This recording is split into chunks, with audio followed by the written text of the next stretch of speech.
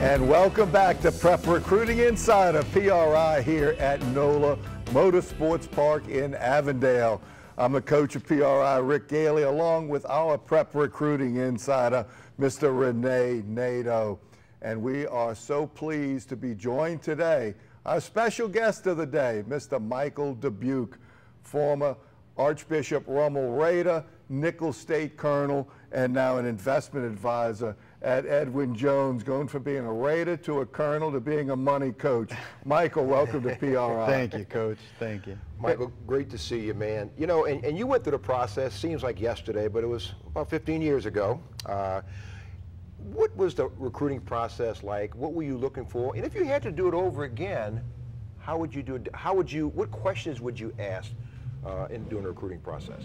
Sure. You know, Coach, I tell you the truth, I was just so tickled to be able to play some more football and get a free education. But, you know, it's a big, obviously a big step for any 17, 18-year-old young man just going to college, much less throwing that football thing in there. So, you know, there's so many moving parts to the whole thing, and obviously you got to stay focused on the big picture, and the big picture, the reality is, doesn't always include football after school. So obviously that education's a big part, and finding a place that you can feel comfortable. I know for me it was somewhere that was close enough to home that my support system could be there and see me play, and I could run home if necessary.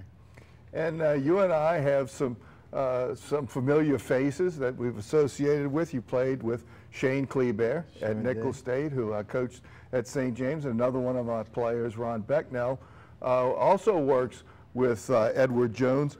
Talk about not only them, but the relationship of being able to play the great sport of football at high school and collegiate level, but now you actually are coaching other people's money. Talk about the relationship of those things. Yeah, you know, Shane was such a great player and a great guy, and I was lucky to play with him. And Ron, you know, we talk daily on a professional level.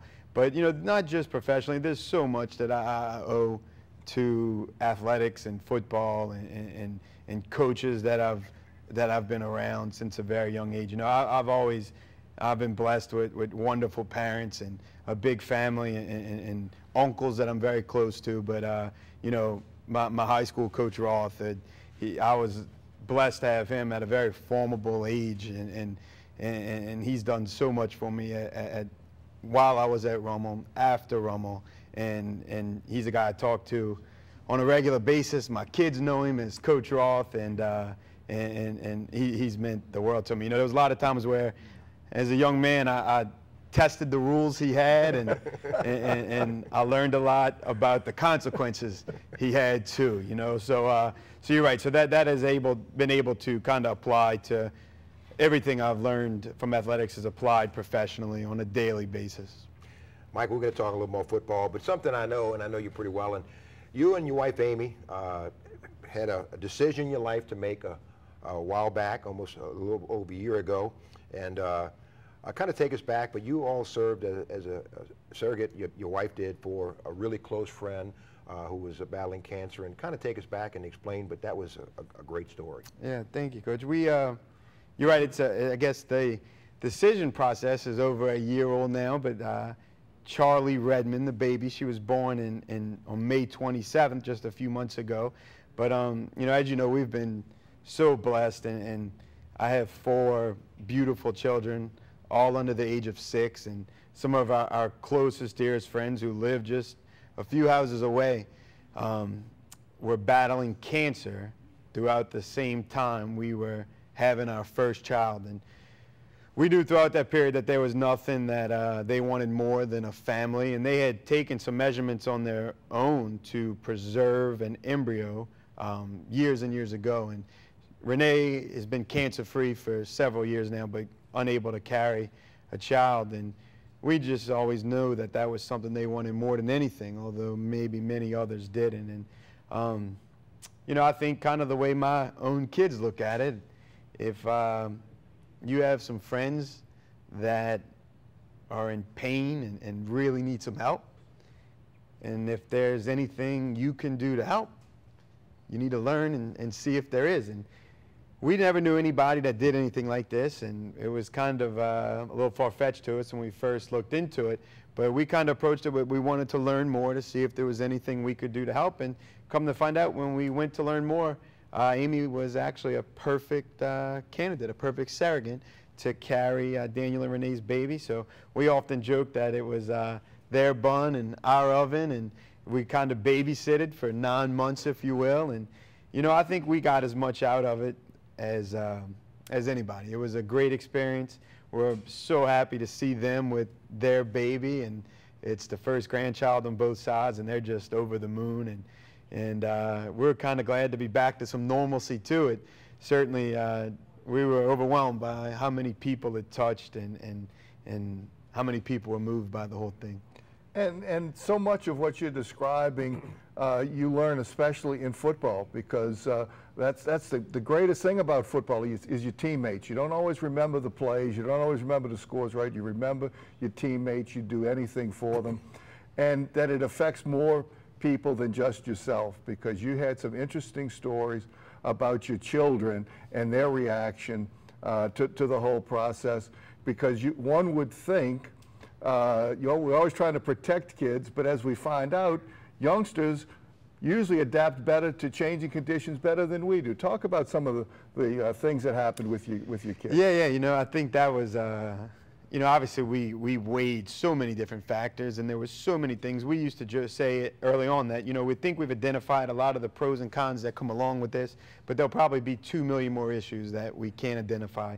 And ultimately, we had to go with a gut feeling that at the end of the day, we knew why we were doing this, and we knew the impact it would have on others, and we felt the sacrifice was very small for such a big impact.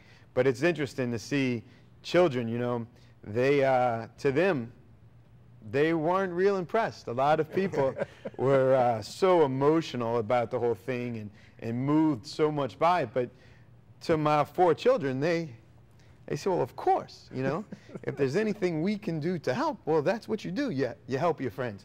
So, but you're right, as far as the team aspect, I tell you, when you have 4 kids under 6 and a pregnant woman, it's certainly a team aspect, and no doubt we enjoyed every minute of it, and it was really a special time. And you know, it kind of got a little crazy there when out of nowhere Good Morning America and Emeril Lagasse and all this national media showed up, which we certainly did not expect and were really taken back by. But you know, my kids, I think, at the end of the day, down the road, they can look back and say, you know, sacrifice and team and certainly family.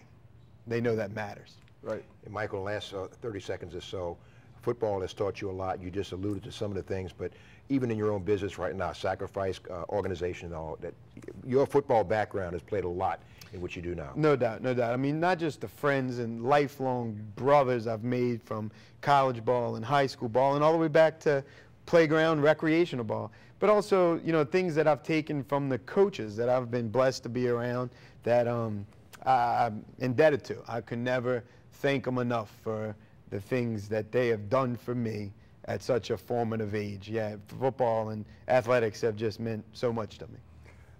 That's Michael Dubuque, former Rummel Raider. I guess you're never a former Rummel Raider. Never. A Rummel Raider, a Nicholls State Colonel. Thank you so much for being with us today, Michael, joining us on Prep Recruiting Insider. Renee Nato coached him. That's why this is the first time he's referred to coaches as Renee. So now we have that straight. We're going to be right back at NOLA Motorsports Park after this timeout.